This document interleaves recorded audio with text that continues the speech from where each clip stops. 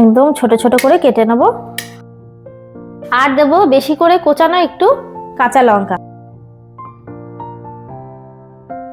আগে একটা বড়া খেয়ে বলো কেমন হয়েছে।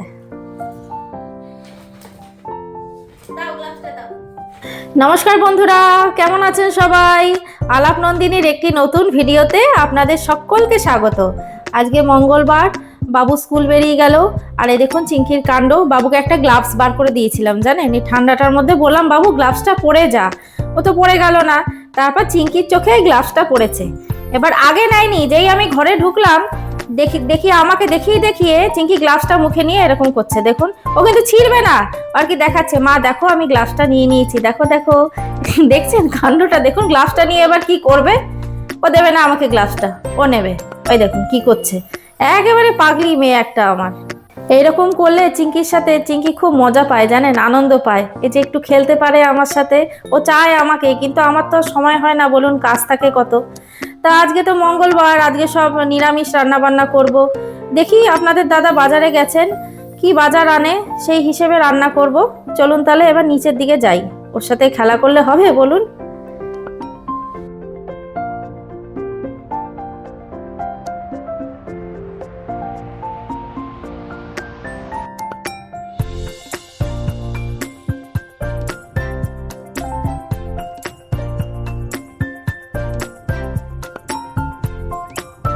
তোমার খাবার ঠান্ডা হয়ে গেছে, খাই দেবো, যাও।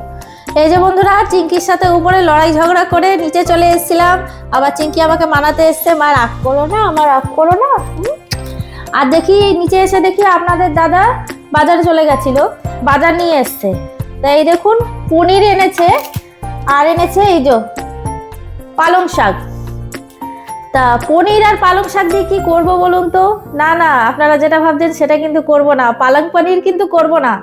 একটা খুবই সুস্বাদু বড়া তৈরি করব আজকে পনির আর পালং শাক দিয়ে। চলুন তাহলে পনিরগুলো কেটে নিই আর পালং শাকটাও কেটে নিই।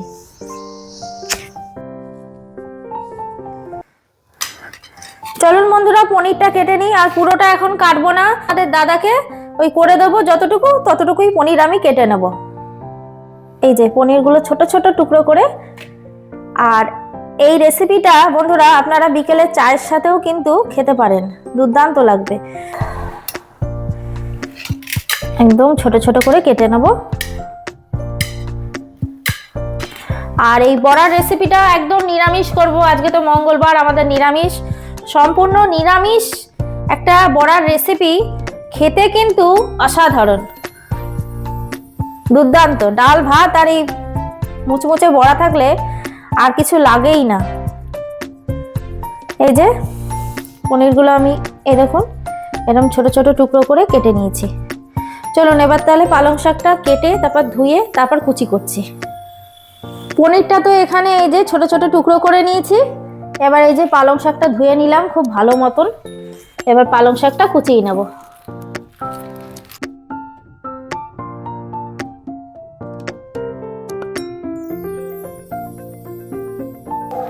বন্ধুরা নিরামিষের দিন এই আইটেমটা করলে কিন্তু দুর্দান্ত লাগে। এইটা আর ডাল, আর কিচ্ছু লাগে না, বিশ্বাস করুন, একবার করে খেয়ে দেখবেন। পালং পনির তো অনেক খেয়েছেন, নিরামিষের দিনে এরকম একটা পালং পনিরের রেসিপি করে খালি খেয়ে দেখবেন আপনারা। পালং শাকটা কাটা হয়ে গেল। এবার নেব ধনে পাতা। এই যে ধনে পাতাটাও এই যে এতটা নিয়েছি ধনে পাতাটাও ধুয়ে রেখেছি আমি, এটাও কুচিয়ে নেব। আর দেবো বেশি করে কোচানো একটু কাঁচা লঙ্কা, কাঁচা পাকা লঙ্কা। লঙ্কাটা একটু বেশি করে দিতে হবে, ঝাল ঝাল করে। আর শীতের দিনে একটু টনটনা ঝাল না হলে কিন্তু কোনো রান্নার স্বাদই কিন্তু লাগে না, দেখবেন।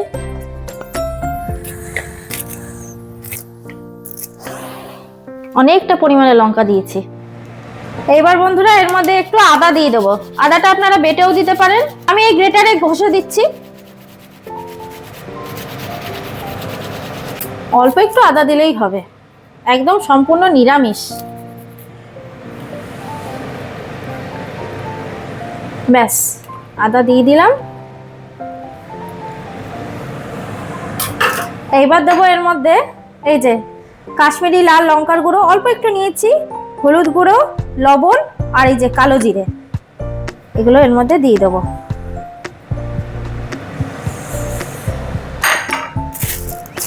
আর দেব 2 চামচ চালের গুঁড়ো,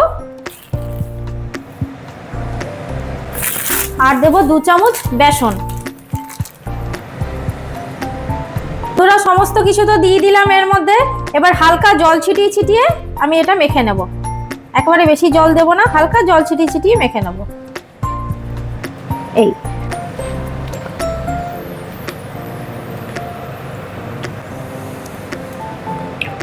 ব্যাস, আর জল দেবো না, এটা মেখে নিই। এই পনির পালংয়ের পকোড়াটা যা দুর্দান্ত লাগে না বন্ধুরা খেতে, কি বলবো। শীতকালে তো এর জুড়ি মেলা ভার, এত অপূর্ব লাগে খেতে। চায়ের সাথেও জমে যাবে, ভাতের সাথেও জমে যায়।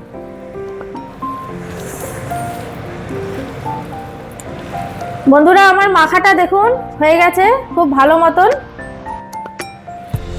এবার হাতের মধ্যে এমনি করে নিয়ে পেঁচিয়ে পেঁচিয়ে, এই যে এইভাবে পেঁচিয়ে পেঁচিয়ে, এই যে প্যানের মধ্যে আমি তেলও দিয়ে দিয়েছি, সাদা তেল গরমও হয়ে গেছে। এবার বড়াগুলো দিয়ে দেবো,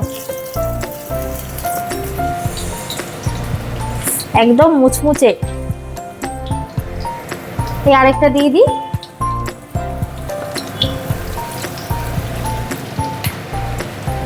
বন্ধুরা দেখবেন শীতকালে এই বড়া, যে কোনো বড়া খেতে না ভীষণ ভালো লাগে। ডাল ভাতের সাথে এই বড়া জমে যায়, আর কিছুই লাগে না।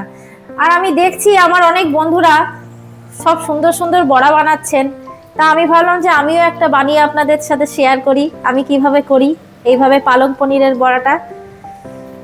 আপনারাও খুব সুন্দরভাবে বানান, আমার এত দেখে ভালো লাগে না, অনেক কিছু শিখতে পারি আমি আপনাদের কাছ থেকে।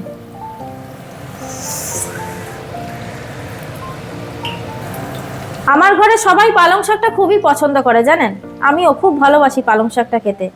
আর এই পালং পনিরের যে বড়াটা, এই বড়াটাও বাবু খেতে দুর্দান্ত ভালোবাসে। পালং শাক তো ভালোবাসেই, তার উপর আবার দিচ্ছি পনির। একটা দিক আমার হয়ে গেছে, এবার এই দিকটা উল্টে দেবো।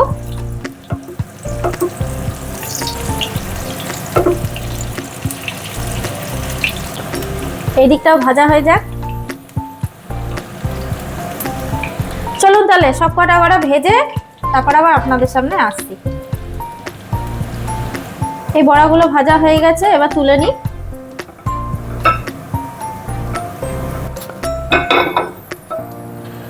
এবার বাদ বাকিগুলোও চলুন ভেজে নিই।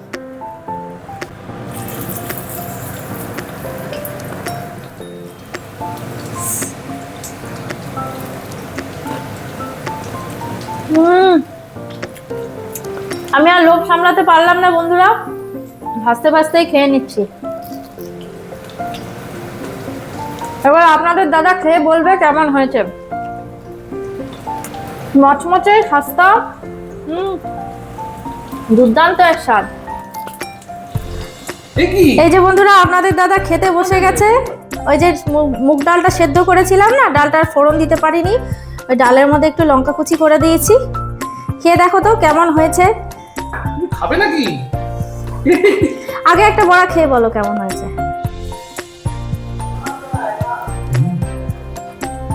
দারুণ দারুণ দারুণ হয়েছে না? টেস্টি হয়েছে না?